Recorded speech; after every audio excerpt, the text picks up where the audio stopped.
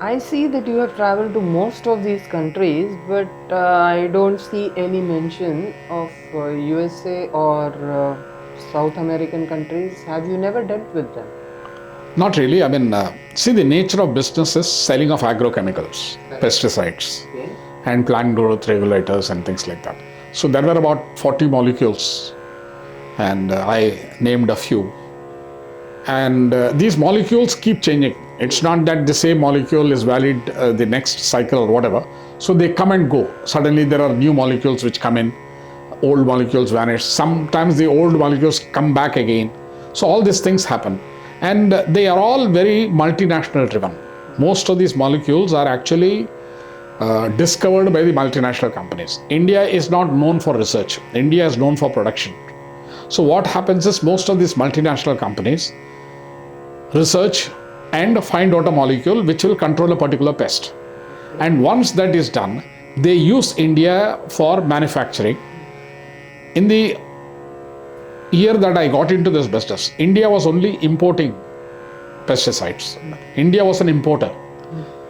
I must tell you this story that I am the pioneer. I am the first one to identify that India can export pesticides or agrochemicals. Till that time, people always thought that India is only a producer, it cannot be exported outside. So when Rutma Commercials Private Limited started its operations somewhere in the time 1986, the first product that we handled was naphthalene acetic acid, which is a plant growth regulator. It was actually registered by May and Baker, product called Rutofix. But that was more efficiently produced in India, and we could offer the product at a much cheaper price than what the multinational can do. So there were some countries who did not have a very detailed regulatory mechanism like Vietnam or Taiwan or whatever, and they could accept Indian produce because we were cheaper. So everybody looks for cheaper product. So we gained an entry, and when I started visiting those countries, I realized that there is a scope for other products as well. So the next in line was cypermethrin. In fact, my first export was isoproteron. If you recall, isoproteron was the very first shipment that Rutmark did when we didn't have money.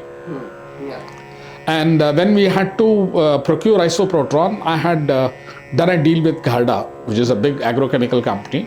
And though Dr. Garda gave me a price and commitment that he will supply, when I really got the order, the LC, he backed out. He said, no, I don't want to do it through you. I will do it directly.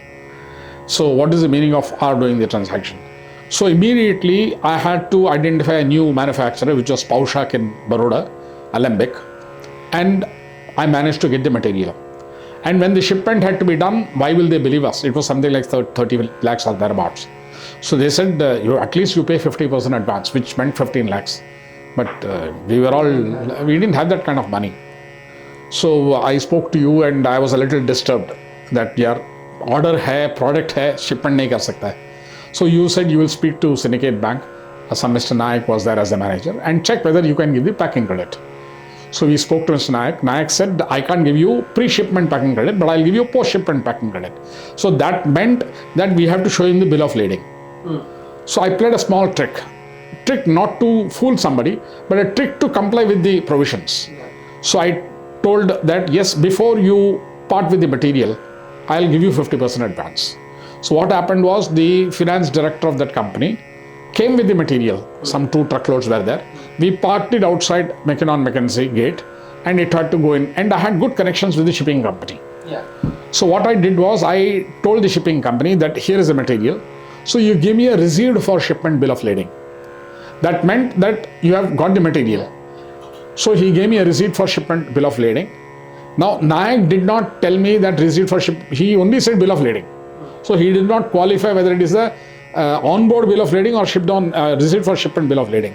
So I got that receipt for shipment bill of lading, kept the trucks waiting there, came to Nayak, to Tardev, to meet him and produced the documents, and he stamped and he said bill of lading is there. So he released that 15%, 15 lakh rupee advance. I got that money with the check drawn in the name of Paushak, came and gave it to this finance director, and then the truck went inside. And then I changed the bill of lading, got it stamped on board. That's how my first transaction was done. That was about 30 lakhs. And the profit margin was about 2-3 lakhs, which was a good thing in 1986. So that's how the whole transaction started. And then it was naphthalene acetic acid, which we used to sell. But coming back to the point, most of these products were driven by multinational interest. So what they will do is, in the third world countries, especially in the Far East countries like Malaysia, Thailand, Vietnam, Taiwan, they will not allow you to register the product. They will always block your registration. Yeah, at that time you had to register the product. Yeah, and they will block your registration, because what they would do is they will say, where is the field trial? Now when you say field trial, it means 5 years trial. 5 years trial, when are you going to do the trial? When are you going to will change? And also it was so expensive to do the registration. So they kind of artificially, though you are cheaper, but they artificially blocked all this. So I had a kind of coming from the agrochemical front, I had a kind of an allergy to anything to do with USA, because that was the birth of all these multinational companies trying to control everything. So I never looked for any market around USA, because I knew that it will never happen. But I had some German traders like Jepsen Dessen or Bisterfeld, who are also dealing in the Latin American countries like Argentina, Chile, Mexico, Uruguay, Paraguay. So these were the countries which were willing to accept Indian origin, but it had to go through a European port. So that they get a feeling that this is shipped from Europe, so that the US will not block them. It is like going from Cairo to whatever. So you had to do a third country kind of a deal.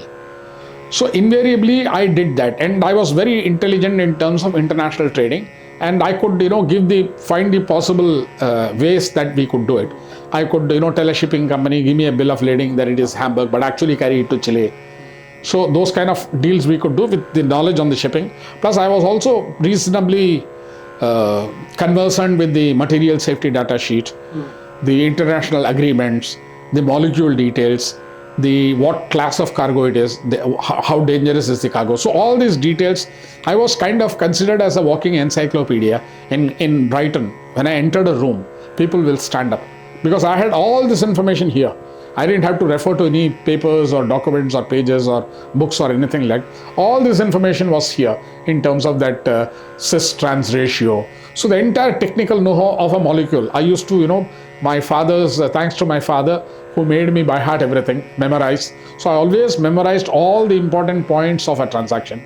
And in fact, through challenges to the other traders, I still remember there was a guy from Senegal. Senegal is a country in Africa, and they used to buy a lot of cypermethrin. They were buying some 100 tons and all that. And Dakar was the port. So I met this guy in Brighton, and he told me, why are you not making me an offer? So I said, sorry, you will not accept my rate. And it's all tender driven. I cannot participate in the tender. I don't have that kind of money.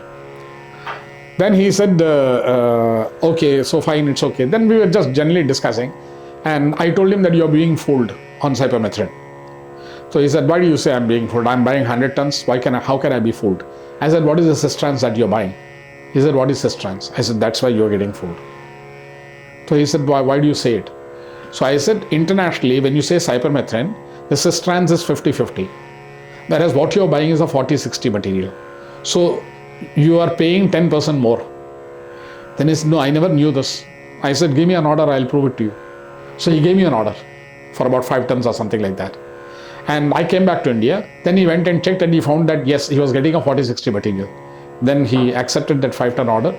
He paid us, and we did the shipment. So these were the kind of challenges that I was proficient at.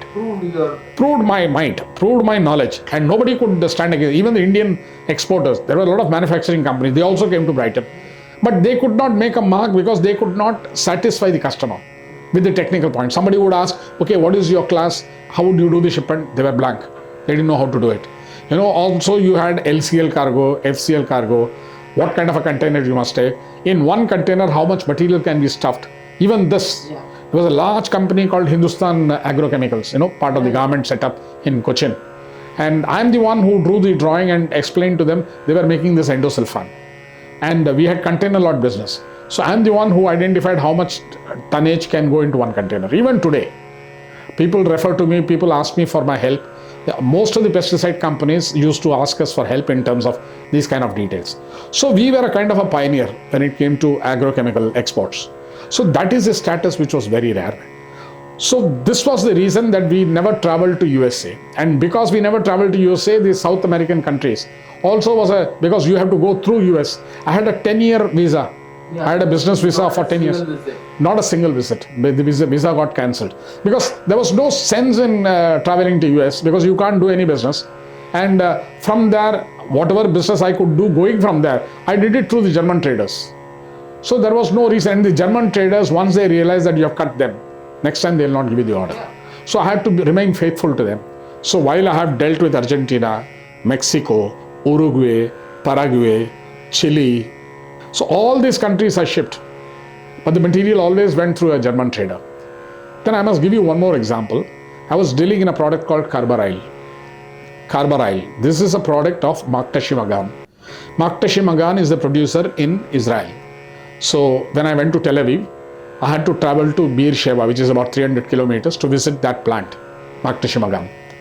And they were exporting the technical grade. There is something called technical, then the formulations. So once I had a container load order for carbaryl 50% WP. That is a formulation. So Maharashtra Abhanga would ship it to India, the technical. So people here will formulate it. And normally Maharashtra Abhanga presumed that that is meant for India. But I was so smart that I picked up the cargo from Prem Devidayal, who was a great supporter in my initial stages. And he gave me the material. And at a price, I could sell it at 1.5 times that price. So he also trusted me without money. He said, pay me when you can, when you receive the money. Nobody would trust you. Yeah. So he kept that trust. And I asked him, sir, why did you trust me? So he said, no, I like you. I like the way you speak. I like the way you deal. I never thought carbaryl could be exported. I'm dealing in it for 10 years, but nobody told me it can be exported. But you proved me wrong. So I want to test it. So after that, not only he supported me with all the formulation exports, he also gave me customers. So whenever he'll get an inquiry, he will say, no, I will deal through Ruthman, because he didn't want to take the payment risk. Yes. Because he didn't know who's going to pay, who's not going to pay. So he even transferred those customers to me. And I did the shipment and took the material from him. He was so happy. We had an excellent relationship. He was a big man. Devidayal family is a big family. He used to live in Kaf Parade, that Maker Chambers or whatever. We've been to his. Yeah, we have gone to his house. Huge palatial house. Then, of course, he expired and I lost all connect. But they were big people, but he supported me in the initial stages. So I'm coming back to that pioneer status. When it comes to agrochemicals, Ruthmarg was a pioneer company which opened the doors for many companies.